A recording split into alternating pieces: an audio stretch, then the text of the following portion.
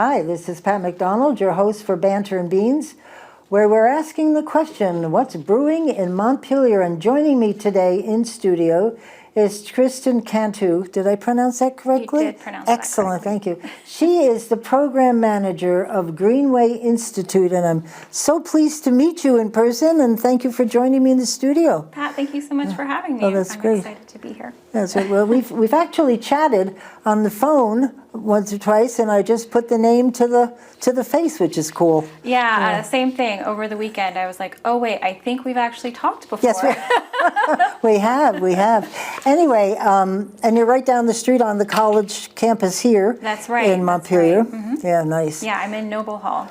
So tell us a little bit about yourself and this exciting adventure you all are on here for the Greenway. Yeah, well, like you said, my name's Kristen Cantu, and I'm program manager at Greenway Institute. And so Greenway is a nonprofit educational organization. And so our goal is to inspire current and future generations to engineer our sustainable future. And so what we're doing right now is we're creating a college that's building a disruptively different educational model that we think will better serve students, better serve industry, and better serve the world. Excellent. That's a lot of words. It is a lot of words. I caught one of those words, and you said disruptively. Right. Disruptively different. Could you explain to us what that means? So what Greenway aims to do is to offer an educational program that's 100% hands-on learning and 50% industry immersion. So what that means is our approach includes 2 years of project-based residential learning right here in Montpelier, so those students will be here on campus, interleaved with 2 years of work-integrated learning, which students will earn credit and a paycheck. So our educational model is one that will allow students in 4 years to graduate with a degree, with a job, and little to no debt. Bravo, that's great. Now you said you're still starting it. You're creating, because somewhere I read where they used the word college, so it's a 4-year college. Correct. And you're slowly getting to that accreditation, I guess? Yeah, that's right. So over the last year, thanks to a National Science Foundation grant, we've been able to pilot our educational program. So in the fall of 2023, we piloted our classroom portion of the program, so hands-on learning, project-based, and in the spring of 25, which is January of next year, so just a month or so away, we're going to be piloting our work-integrated portion of our program, and so we're going to be partnering with local industries to offer co-op placements to our students. That is great. You know, I've always everybody learns differently, and I have never been one to sit in an auditorium with 299 other students listening to a guy on stage, but give me hands-on and sign me up. That's a great approach. I bet you're going to be loaded with applications. I hope so, and I think a lot of people can relate to that. Being lectured at is not the best way to learn. No. When you're able to tinker, use your hands, build, fail at something, try again, that's when the real learning happens. That's very exciting. I'm going to follow you all to make sure this works, because I don't understand why high schools aren't split up like that with their classes. Instead of they grade you. If you did hands-on learning versus lecture versus the way kids learn, I bet you wouldn't have so many dropouts. I agree. We also, our learning is mastery-based, so our students sort of internally set goals for themselves, and so you're allowed to fail over and over again, and you learn each time you fail until you get to the point where you get it. And I think the problem is students are taught that it's not okay to fail, but the truth is that's how we learn, is by failing and trying again. That's great. So how did this all start, and why did you pick Montpelier? How did this all come about? This is just great. Sure. So this Greenway Institute is the brainchild of Troy McBride, who is one of the co-founders of Norwich Technologies, which is founded in White River Junction. And together with Rebecca Holcomb, they came together and they said, let's do this. Let's get this started.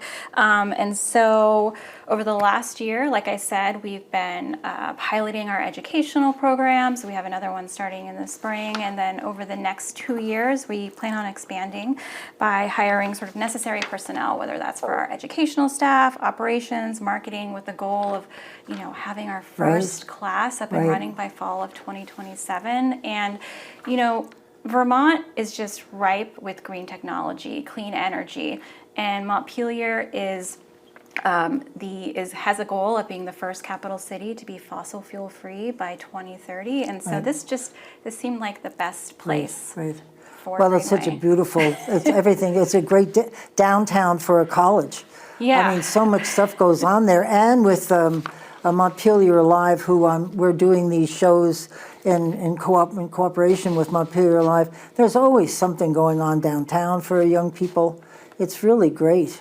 Yeah, no, it's really great. And if you, I think about the community a lot in relation to like the school Greenway in relation to the community of Montpelier. And so if you look at Montpelier from an aerial view, it's sort of broken up into three sections. So you've got government, which is where the State House is. Right. You have business, which is where our amazing downtown is, and then you have education, which is up here on the top of the hill. So you have all of these campus buildings, and so there's a long history of education happening in these campus buildings, and so we plan to continue that because we think it's an important part of Montpelier's ecosystem. That's great. I think it's really exciting to think about a college, this campus being full of students and sort of that vibrancy and bringing campus to life. I think college students are a really important part of our population, and I think that Montpelier would really thrive and love to have more of that population here in downtown and just in Montpelier in general. Well, there's I'm trying to think, is it Northwestern that has the school and work program, or one of them? I think the it's one Northeastern. Well, it's close, half right. And I know a lot of people that have gone there, and they love it. They love going to class and then, practical application. Right. Whereas you said, got time to fail.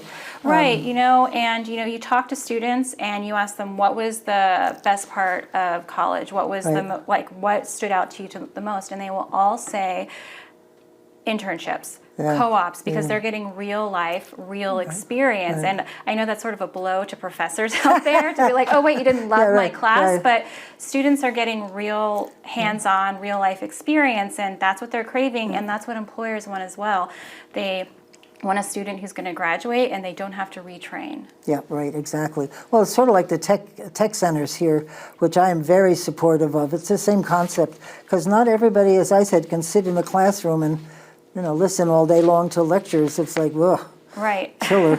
But anyway, so I probably asked, you've probably answered this question already. I was going to ask what makes you different from other engineering programs, and maybe we can talk about this word disruptively different. Why do you think that? So you look at traditional engineering programs and they very much have a weed out mentality. There's something called the Math and Science Death March that happens in the first 2 years of this program. And so students basically start off, let's say they start off with like an A, 100%, and they're continually being ticked down the more that they fail or the more that they don't do something perfectly. And so that just weeds out a whole lot of students who could be great potential engineers. But with our program, we're bringing them in, starting them at the bottom and saying, where do you want to go? What do you want to learn? And they set those goals. And like I said before, they can try as many times as they need to until they get there. And then they move on to the next one. So we're building confidence and we're showing them that you're actually learning by failing. That's good. Now, your title is Program Manager. Yes. What does that mean oh my in this gosh. context? You're in charge of it all, right? That means, I'm in charge of a lot of things. But, we're a startup. So, I do a lot of things from helping with our facilities here on campus, to managing our communications program, to helping with fundraising. I do help somewhat with like student stuff with students, but we do have an educational team for that. But we're a really small team, and we all do a lot. Duties as assigned, yes, they call that. Duties That's as that. You got to watch that last line on the job description. That's great. So you obviously are going to grow and expand, I'm assuming, once you get that what is it, accreditation. Mm-hmm. And then where do you see yourself in 5 years, 10 years? Wow, okay. 5 years, Taking 10 over the years. campus up here. Yeah, I think that with our first class of students, so it'll be like year one, we hope to have about 50 students on campus, and then we'll slowly grow. So each year will be added on.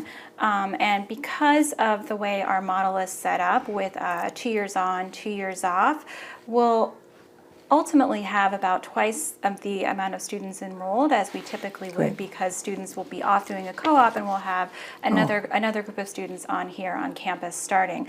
So I think total enrollment, once we're totally full, will be about 450, but it'll be about half of that at any time on campus. That's great. So we want to build a college that is going to be great for students, great for the economy, great for Vermont's economy. We're hoping students, if they're not from here, they come here, they love Vermont, and they want to stay and build up the economy here. That's great.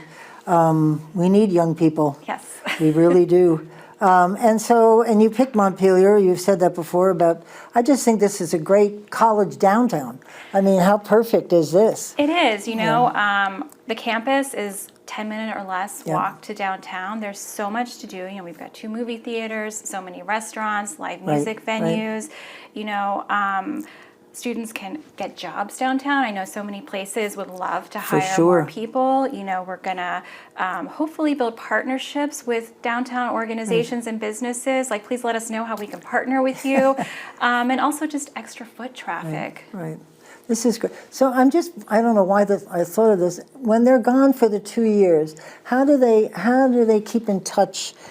And 'cause we had a big discussion about state employees not being in the offices downtown anymore, which is impacting some of the businesses because they don't have the foot traffic, but they're home working. How do you know that they're doing what they should be doing and the professors watching how do you know all that? That's a great question. So with traditional co-op programs, colleges are usually very hands-off. They're like, okay, you go and do your co-op, and then you come back and we'll do classroom time. But with our program, they're going to be working with educational mentors the entire time they're in their co-op. So they're going to be in touch with us the entire time so we can see how they're doing. We can help them relate what they're learning on the job and in the classroom, how it goes together. And, there's a lot of life skills that are learned when you're on the job. A lot of students have never been in a professional atmosphere before, so we're helping coaching them through that as well. Excellent. I love this program. This is great. We're going to make sure you guys are successful here. How exciting. And we also talked about the presence of this school once it becomes a college and you've got your students. They will be involved in Montpelier, and through whether it be the college or whatever, they will become part of our community. How do you see that working for the kids? I think it's going to be great. College students, like I said before, are such an important part of the population. They have amazing ideas. They're full of life. They bring something that no one else can to a community. And so then we also they can serve as mentors for our high school students, for our middle school students. How great would that be to have more of those students here? And encourage them to go on after high school. That's great. I just think this format is so perfect for kids, and they should do something like that in high school, I think, because they would want to stay instead of dropping out. We had in my high school, we called it BOCES in New Jersey, where they went to work for half a day in high school, and we had very low dropout rate because the kids who liked the hands-on did that. The other kids would stay in class and listen to the teachers and stuff. But I just think everybody wants to do hands-on. And I think so, and I love that you talked about that. With our program, or whether it's through the career educational facilities, the CTEs, those are great programs as well. We need to figure out a way to keep more students engaged and involved so that so that their own economic development is successful as well. You could become the engineering hub here. Yes. Get a new look on life. That's really wonderful. Good for you.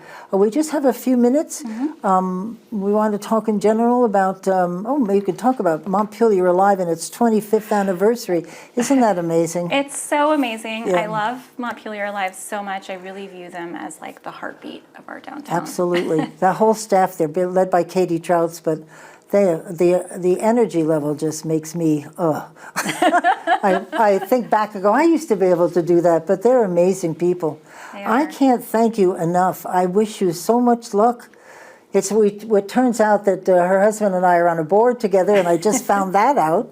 So small town. It is. It's a Vermont thing. You always have to speak nicely about everybody all the time. I wish you so much success, and if we can help deliver your message through Orca, let me know. Yeah, thank you so much. It's been a pleasure being here. And yeah, just helping spread the word is the best thing that anyone can do That's right great, now. excellent. Thank you for tuning in. This is Pat McDonald, your host for Banter and Beans, where we just found out what's happening and what's brewing in Montpelier. See ya. Hi, this is Pat McDonald, your host for Banter and Beans, where we ask the question, what's brewing in Montpelier? And joining me in studio is Samantha Kober, who is the owner of Rootstock Publishing. Welcome. Thanks for having me, Pat. Yes, this is great. Very exciting. I have so many questions. Oh, go ahead. But could you tell us a little bit about yourself first and the business? So myself, I've been in Montpelier for almost 30 years. Oh. A pretty close community. I'm a writer, I'm a poet, I'm a mother. I've worked at Bear Pond Books for many years. I helped run their event series. So many people might know me from that. And then 2 years ago, I bought Rootstock Publishing from the founding publishers, Stephen MacArthur and Ricky Gard Diamond. They founded the publishing company here in Montpelier in 2017. And then I took over, as I said, 2 years ago. And we've been steadily growing. I think in 2017, they did about 3 or 4 books that year. And then every year since, been growing more. I started working for Stephen in 2019, helping to get the poetry series up and running. That year, I think we published 8 books, and then in 2020, we jumped up to 10 books a year. Great. And now in 2024, at the end of this year, we will have published 18 books this year. Wonderful. So we have a total of about 65 titles now. That's under our great. belt. How do you get these books? How do they come to you, and how do you select them? Or what you want to work That's with? a good question. They come from all over, mostly word of mouth, but also from submissions on a platform called Submittable, where many writers are there looking for places to submit their manuscripts. They're looking for publishers, they're looking for agents. And so I'd say about 90% of our authors are here in Vermont, and we do have authors from all over the globe. We have authors in Ohio, in Miami, Washington State. And so they submit them to Rootstock. We have a portal on our website when you go to rootstockpublishing.com. And then we have a team of readers who will read the manuscripts to assess the quality and if they're good and if they're a good fit for what we like to publish. We mostly publish all genres, fiction, nonfiction, poetry, children's books, but they do have to be of very high quality. I myself, I said I'm a writer, and I have my MFA degree, so I read a lot. I read about 100 books a year, so it has to be a good story that I like, that I want to read for me to want to publish it. Nice. So yeah. So and I'm just curious about, so you get it, do you edit it? And do you make suggestions to the author about? Oh yeah. A lot of editing goes into the work. We hire editors. We have freelance editors that we work with. Many are right here in central Vermont. Nice. So we will pair a manuscript with an editor that's a good fit for the genre and the word count and what it needs. And then, the editor will make many suggestions for making it as best as it could be. And then when I look at it, I do a final, what I call a publisher's edit. Because I will look at things that I know the publishing industry is looking at right now, things about effective language, authentic voices. And then also things that I know judges at book awards will look for. It has to be really tight. The characters have to be authentic. The story arc has to be good. Right. So oftentimes, I will look for those things. And we have a really good track record of winning indie book awards. I would say almost half, I think maybe even more than half, 50% of our books have won independent book awards. Wow, that is very impressive. Yeah, and you were talking about the illustrators, that you have some that you work with that will help the author make the words come alive. If it's a book that needs illustrations, we do know artists, and we recommend them. We don't hire them ourselves. It would be on the author's side to do that. That's great. Yeah. I'm going to ask you how does it work from a getting paid perspective? I was thinking about that. If you're selling the books for these folks? Well, we have a distributor, and they get the books into the bookstores and all of the book retail outlets. Oh, okay. So that's that's a system that's been in place for forever. So they keep track. Yeah, any bookstore, Bear Pond Books right downtown, they carry our books, and any bookstore around the country can access our books. They can get them through the distributor. Oh, okay. So the distributor promotes it and does all that stuff? Yeah. Excellent. What fun. There's a whole new industry here that I didn't even know about. And it's right here in That's in right. It's Montpelier. very exciting. Yeah, yeah. That's great. So is it just, well, you said you really hire people by contract. Yeah. So you don't have any employees. I have an assistant who is an author and an editor herself, Oh. but she assists in marketing and publicity and helping me with editorial decisions. Okay. And she's really great. That's good. I had I do on here, and plus I was doing a radio show for a couple of years, and I brought on a lot. There's so many authors Oh, yeah. right here in Yeah. Barrie and Montpelier area, Yeah. and I would bring them on because I think it's fascinating. We know these people, and they've got these amazing books out there. Yeah. One of our authors, who unfortunately passed away earlier this year, Ken Libertoff, he had a wonderful quote where he said, "Everyone has a story to tell." And it was, and he discovered that as he was writing his own memoir, which we published earlier this year, and it's really true. And I think about that often, that everyone has a story to tell. Yeah, and he is a great. Oh, he is a great man. He great had man. many good stories. Oh, for sure. I highly recommend his book. Yep, I worked with him off and on over the Oh, years. yeah. I worked at state government, so I ran into Ken a lot. Yeah. Wow. Yeah. I actually didn't know. I didn't know he passed away, so Oh, I was I'm like, sorry. "Oh, I'm sorry. It was so back. sorry. It was I have to, back no, in that's March, okay. I think. I'm glad I know. I'm glad I know. I'll Yeah. have to do something because he's a wonderful man. Yeah. His service was a full house. I mean, it was. Oh, I bet. Yeah, I bet it was. There was somebody that was in a little bit of trouble here in Vermont, and I called him. He was on vacation, and he came back to work to help her. Yeah. And that's the kind of guy Oh, he was so He didn't generous. even think twice about it. So generous. Yep, he yeah. just got on a plane Yeah. and came back. Yeah. It was amazing. So how were you impacted by COVID and by the flood? I'm sure a lot of stuff you do is more by phone or by Zoom. It's all digital, right? Yep. The flood impacted my house personally, and Ah. I do run the business out of my home, but the business side wasn't affected, other than my time and cleaning up the house and everything we had Was to do. it your first floor or just the basement? Just the basement, Oh. luckily. We were very lucky. Yeah. Our house actually sits on the line on the map that says flood zone ends here. So, and it You really watched the flood. It really did, Oh, because good. all of my neighbors sadly had 6 feet of water in Yeah. their basement, and we were lucky with about 6 inches. Wow. So, and even 6 inches does a nasty thing down there. So Yeah. there was a lot of cleanup. My business, I can run it from anywhere, which is nice. I'm going Right. on vacation next week for You Thanksgiving. keep running it? But I'll take my laptop and Right. I'll keep They'll doing never things. know. Yeah. That's Yeah. great. Oh, I feel sorry about that because water is very, very heavy. Oh, yeah. We had a flood in our house, not associated with any big floods here, just flooding. And I have a vac and I'm mapping it up, and I couldn't pick it up.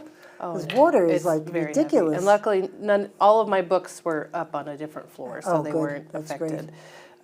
But I hope it doesn't reach the first floor, because then my books would be affected. So, you do work with authors from here, from Montpelier and Barrie and around Yeah. the area? Yeah, Oh, which is nice. Then we can meet in person Right. and go over things. Yeah. But a lot of times we have Zoom meetings and we talk on the phone. Yeah. But yeah. No, I don't. I think there's somebody in Bristol that used to do book publishing and stuff years ago. They may Yeah. not be there anymore. Are there others in There's Vermont? a number of publishers. Really? There's Green Writers Press. They're down in the Brattleboro area. Yeah. Dee Dee Cummings is the founder and publisher of that, and they publish many fine books. They did Bernie's Mitten Maker by Jen. That was amazing. Yeah, funny. the woman who made the mittens out of the What sweaters that just Bernie some wore. idea, and it just took off Yeah. like wildfire. Yeah, and they do a ton of great books. I think Chelsea Green is still out of Vermont, and up in Burlington there's Onion River Press, which is run in conjunction with Phoenix Books. Oh, Phoenix, that I Yeah. know that name. Yeah. Great. So there are a number right of here in Vermont. number of It's small presses. Yeah, we're very lucky. We have a lot of writers, Yeah. a lot of poets, a lot of artists, right? I have actually anything you want, ironworks. I mean, anything. My jewelry. Oh yeah. I mean, we have so fortunate the artists and talent that we have in this state. Yeah. I've always thought we should publish that as instead of talking about some of the other things that we offer here. We're just so rich in talent. So It's rich. And I think we ridiculous. do a really great job through, the Arts Council Right, is always right. marketing, and there's so many arts festivals and book fairs even. There was the Green Mountain Book Festival up in Burlington a few weeks ago, and then in October there was also the Brattleboro Literary Festival. Oh, nice. So there's plenty of opportunities to meet authors and to talk about books. That's And great. yeah. That's excellent. So you feel that you're sort of back on your feet, or not that you were ever off your feet, that things are moving along? I'd say they're moving. We're steadily growing. I'm a little nervous with the future, as many people probably are. But so far we're steadily growing, and I think we're in a good spot. I think everybody here in our community knows the importance of shopping local and supporting our artisans, right? And supporting our local commerce and local community. So I think that's going to be in our favor. But we'll see. So far, for 2025, I have 18 books scheduled to publish, which is, again, we published 18 this year. So excellent. We're full for 2025, and anyone who has a manuscript submitted to us from now on will be slated for 2026. Great, So, excellent. Yeah. That says a lot. Yeah. Yeah. I'm always thinking ahead. I used to run the alumni magazine at Goddard College, and I was always 6 months ahead because I was always on the next issue. And so it's very much in publishing. You're always in the next year. So in my mind, I've been already working on the 2025 books for months. You should teach some of us how to do that. That's a skill. Spreadsheets. Lots of, I have a spreadsheet that's so big you wouldn't believe that it's workable. I'm in the double letters, the A through Z. Oh, really? But I'm into A, double A, A's. B, B. Oh, yeah. It's so big, but for it really helps track every step along the way. Somebody always says to me, "Are you ready for Christmas?" I said, "What, is it the 25th yet?" What? I already have 4 Christmas presents. Oh dear! Now you're making hidden me feel around the bad. house.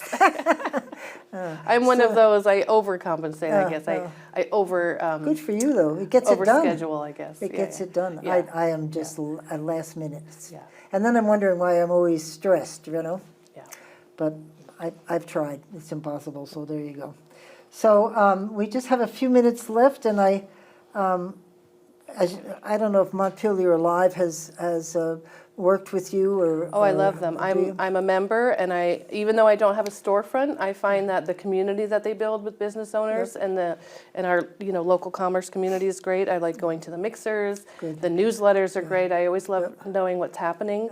I submit my news to them every time we have a new book or a book launch or an author doing a reading. Well, they're celebrating their 25th anniversary this year. Is that amazing? I feel like they just Katie started. Trouts, who's the head of it now. Yeah. I mean, I don't know where she gets her energy or her creative ideas. Yeah. I must say, Yeah. because she's always got something cooking. Yeah. So, and I went to one of their meetings, and I noticed the camaraderie between the businesses, and you don't have to have a storefront. There, in doing these series, there are so many businesses on second floors. Yeah. I'm shocked. Yeah. Because somehow, I don't know how they're all there. Yeah. We have a lot of businesses Yeah. in this place. It's really great, and a lot of services. I've met people doing graphic design services that then I could hire for book covers. Excellent. A lot of Montpelier That's great, businesses. excellent. So what would you like to tell our viewers? Anything, just... In addition to buying local, support our local bookstores, support all of our local businesses. Can I hold up a few books? Yes, please do. I brought some of our That's local great. books. We have Notes from the Porch by Thomas Christopher Green. Nice. This is the small paperback version. It came out in hardcover in February, and then we did this little paperback because it makes a great stocking stuffer That's gift. great. It's adorable. You can read it in an What is afternoon. it about? It's called Tiny True Stories to Make You Feel Better About the World. Oh. It's the kind of thing that will make you say, oh, but it might make you cry. There's some really sweet and poignant ones too. And Tom Green is the founder of the Vermont College of Fine Arts, and now he runs Hugo's Restaurant and Grill. Yes, I And heard he's a that. novelist. He's got a new novel coming out, I think, next year, so we should Wow, look excellent. for that. Look And at all then this. poems by Toussaint St. Negritude, Mountain Spells.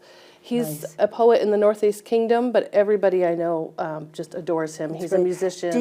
Do you print your poetry? Is it available? For I people have a to- book of poetry from another press that Oh, came out in nice. 2020. Excellent. But That yeah. is a talent. Yeah, to poetry be able is to write poetry that yeah. is meaningful and understanding, that you can really understand it. Yeah. Some I What I struggle. love about Toussaint's poetry is that because he's a musician, this is very rhythmic. lyrical? It's very it has a rhythm and it has a Nice. musicality, and it's accessible that way. And if you have a chance to see him live, he did a reading at Bear Pond recently, but he's doing more. He often sings his poems. Oh, lovely. So they're really quite sweet. And this was a bestseller at Bear Pond Books last month, and they have it on their shelf right now. Interesting. This just came out this month. It's a graphic novel, which is it's a graphic noir, and there's illustrations by Nice. Annie Baxt, who is our Bohemian Bakery owner. And then the text is written by Howard Norman, who's another local author, but a celebrated author, great. like National Book Award finalist And the title author. is I Refuse to Be a War Bride. That sounds Yeah, I fascinating. Refuse to Be a War Bride, and it's part of this Detective Levy Detects series. So this is episode 3. They put out their first 2 episodes Excellent. Previously, and then came to Rootstock for this Right in third Vermont. episode. Yeah, it's and it's all local. It takes place in a cafe, and the Montpelier Inn is in here, and the Nice. State House is, and Senator Leahy makes an appearance. Of course, fictionalized, of Yes, course. right. It's all fiction. Oh, that's so these great. are really fun. This could be a good gift item at the bookstore as well. So And do we have just time for one more? We have one more, and then So we have one to- more. This is one of our top sellers. It's a memoir. It's called All Who Believed, and it's a memoir of life in the 12 tribes, which is a religious cult yes, and right. community. It's right here in Vermont, but they're also global. The author Tamara Matthew lives in St. Albans. I know, I've met And her. she was in the 12 tribes community for 14 years. She had 4 Wow. kids. She had a husband. And this is her story of what she endured while she was there, and then how she left and finally, came out to reality. And Right. it's pretty intense, but as I said, it's one of our top sellers because I think people are so curious about that, and how do you get sucked into a cult, and how do you survive? Right. So this is And it's really alive great. and well here now? Oh yeah, they're in Yes. Rutland. There's a big community in Rutland, and they have the Wow. Yellow Deli Cafe that they run. Oh, for heaven's sake. And they're all over in upstate New York and Massachusetts, and they're in Tennessee, Georgia, Florida. Yeah, we have to Oh, yeah. end the show, but I can't thank you enough to find out all that you do and that Oh, you're thank you. involved in. Thank you. Just a whole new world. Yeah. Right Well, I here love in- talking in about Montreal. books. So. Well, that's great. So Samantha Kohler, thank you very much. And from Rootstock Publishing, this is Pat McDonald, your host for Banter and Beans, where we're asking the question, what's brewing in Montpelier? Hi, this is Pat McDonald, your host for Banter and Beans, and we're asking the question today, what is brewing in Montpelier? And joining me today is Kate Welly McCabe. Welcome, Kate. How are you? I'm good, thank you. Kate is with the Vermont Evaporator Company, something very new to me, and we had to look it up on the website, and I'm very excited to hear about your business and what you do. Great, thank So you. I'm glad maybe to you be could here. start by telling us about yourself, Sure. and we'll go from there. Okay. My name is Kate Welly McCabe, and my husband and I moved to Montpelier in 2007. And actually, I started my career here as an attorney. I worked for Justice Skoglund on the Vermont Supreme Court. And then She is my favorite person of all time. yeah, she's one of mine too. Yeah. Yeah, she's great. And then, like many of Justice Skoglund's clerks, I moved on to the Attorney General's office and worked there for a while. But by the time 2013 rolled around, we purchased a house off of Gould Hill Road, one of the last houses in Right. Montpelier, 10 acres. Nice. And my husband decided that we should make maple syrup as a family. Good for you. And so we did it in extremely expensive and messy ways, on our grill with the turkey pan and lots and lots of propane. Wow. And he decided, okay, well that was fun, but let's have more fun next Yeah, time. right. Let's buy something, maybe for a couple $100 we'll buy something and do it in a more fun way. Right. And we couldn't find anything. And so he's a bit of a tinkerer, and he spent a year or so tinkering in the garage and came up with what we now call the sapling evaporator, which is a 55-gallon drum that's been converted into a backyard boiler for people who make maple syrup as a hobby. Yeah. Now see, even when I went to the website, I have to go back and, Yeah. that's fabulous. Well, that's where we started, and now we sell about 80 things. Everything from, the drill bit that you use Yep. to tap the tree to the fancy bottles that you put your syrup in to give away. Because even though the end product is fabulous, it's a lot of work. It's a lot of work. Yep, a lot of early mornings and late nights. Yep, And yep, it's a lot of work, but So- there's a lot of us doing it. So, that's great. Yeah. So you must use this in your backyard, and you sell do. do you sell your maple syrup or? No, Just- not yet. We are anticipating that one of these years we'll have too much to give away and eat. Oh, But nice. so far, we've been able to consume it between ourselves, our families, and our So friends. do this once again. I don't mean to, because we have a lot of questions to ask, but explain it again to me. Okay. And as far as the process, where it Yep. fits in the process. So we actually, so where our product fits in the process of making maple Yep. syrup? Okay, so the way you make maple syrup is you tap a tree, you collect the sap, right? Right. Old school methods are bucket and spile. Newer school include lines, taps Yep, and lines, and tubing that gets it to one central location. Right. And all it is, when sap comes out of the tree, it has maybe 2% sugar in it. All you're doing is concentrating that solution until it's between 66 and 69% sugar. So the traditional method is to boil off the water, Right. So that's all you're doing. You're taking that sap and you're boiling off enough of the water until what you have left is a very concentrated sugar solution called syrup. And if you go too far, you'll have sugar. There you go. So you Yeah. can't win. I mean, you can't lose, You right? you can lose. Well, I love Sugar maple burns syrup. in a pan. Oh, that is true. But there's a way to do it. Yeah. So the sapling evaporator is the tool that you use to evaporate most of that water off. Okay. Now, it's the reason why people have sugar houses or do open air maple sugaring, Yep. which is what the sapling is built for, just being in the backyard, right? To Yep. limit your investment to the cost of the sapling, which is under $1,500. The reason you do that outside is that you put off so much moisture that you wouldn't want to do that in your dwelling because Oh, I see. it would Okay. make your walls sticky, your make your furniture, wallpaper everything. fall off, all sorts of Oh, bad things happen. great. Yeah. So with the sapling and with our other products that we sell, you boil outside and then maybe you'll take it in at the end to make sure that it's absolutely all the way, right? And then put it through some filters and put it into And what jars. grade do you normally, We get all the grades. Do you? Yeah, we get all the grades. Yeah. and is that the different level of sugar in each makes the grade? It is. Yep. So the higher level sugar in the sap, the less you have to cook it. And so the less it caramelizes. And I see. that's why you see the grade. That's what you see in the grade. The light stuff doesn't have to cook as much as the dark stuff. So the dark stuff is often from the end of the season, right? Where the tree's not giving you quite as much sugar anymore. I see. Yeah. How was this year's crop? Was it good or? Yeah, last year's crop, or I guess it's still this year. I'm thinking about 2025 already. It was a good year for a lot of people, and it was not a good year for other people. It started, and by that I just mean in Vermont. Yeah. So the answer changes depending on where you are.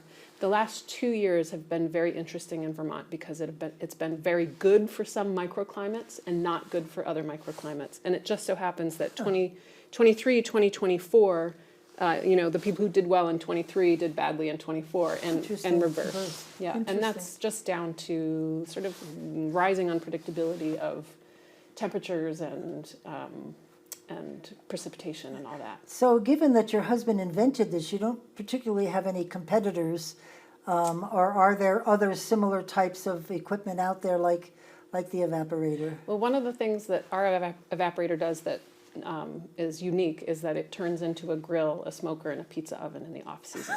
So you can take off the Oh, I pan love this. and do other things in your backyard. wow.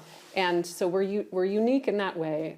The price is rather unique, and it is uniquely made for outdoors. Right.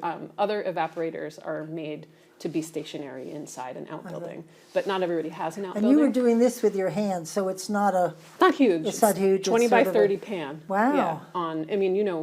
You know what a 55-gallon drum looks like. Right, That's just right. a little bit bigger than 20 by interesting. 30. And did your husband invent any other things that you are selling in your store? or- Yeah, he invented what is called the Sugar Cube ZB, which is the smallest reverse osmosis unit for maple. And so reverse osmosis, the process takes off some of the water before you boil it, so that you don't have to work as hard boiling. So like I was saying before, the traditional method of making syrup is by boiling off all the water. Right. But one of the new methods includes doing some reverse osmosis first, Oh, so that you're not interesting. using as much time and energy, so labor and energy in the like professional sugar makers, but for hobbyists, time Excellent. is valuable as well.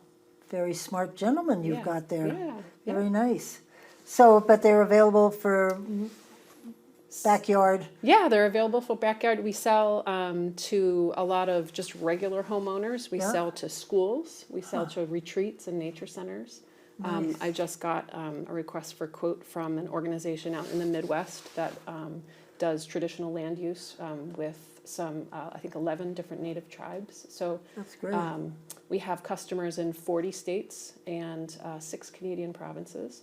We're an e-commerce company, so we do make the sapling evaporator here in Vermont, in Montpelier. Yep. But we also sort of buy and sell, right? Buy and resell all the other things that That's you need, great. buckets and hammers. So and all you've that obviously stuff. mentioned Montpelier. Why Montpelier? Is it just where you happen to land and things sort of grew from there, or did Yeah, you it's where I live. specifically? It's where there I you go. live. Yeah, It's so home. part of the reason for starting and maintaining and growing this business was that I think at the beginning, both my husband and myself were both attorneys, and when our kids were very small, it got to a point where we just, not even in Vermont, we said, could 2 attorneys be happy raising 2 little kids, right? It's just Well, too much. isn't Montpelier the most attorneys per capita in the Yeah. United States or something? I've heard that. Ridiculous? I've also heard it about Madison, Wisconsin, another very small state capital, so maybe we're duking it out. Yeah, maybe. Yeah. But so we decided we needed to make a change, and I volunteered, and it just so happened that at the same time we were making that change is when Justin made this invention. Great. And I decided, okay, I'll run this thing, and This is it. being in control of your work life is more than half of the challenge of doing 2 things at once, in my There you opinion. go. That's So, great. I yeah. wouldn't be good at that. I would be very bad at working at home because the refrigerator is only a Yeah, couple of, right. and I'd be there all day long. You mentioned a little bit about the flood. Were you directly impacted, your home, or were you living, or were you? We got very lucky. Did you? We are right on the river. Oh. And yet, and across the street, our K miles flooded. Yep. You know, that's Yes. cattywampus from us. We had 1 inch in our warehouse, and Oh. everything.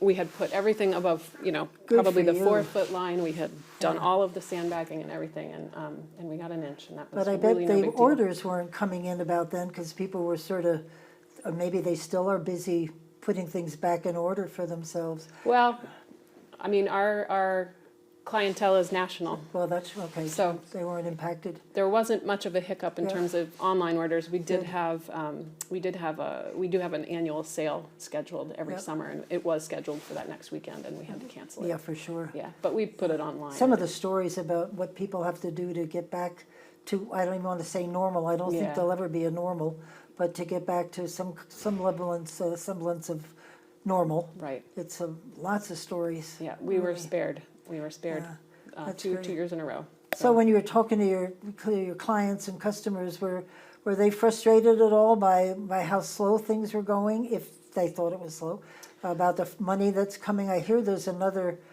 what would one say, another payment coming from the feds.